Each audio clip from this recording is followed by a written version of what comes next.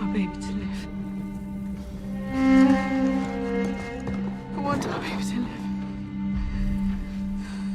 Don't let me die, Jake. Please don't let me die. Please don't let me die.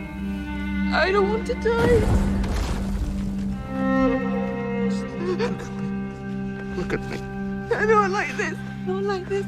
Not like this. Look me in the eye. Don't look away. Don't look. Look at me. Just look at me.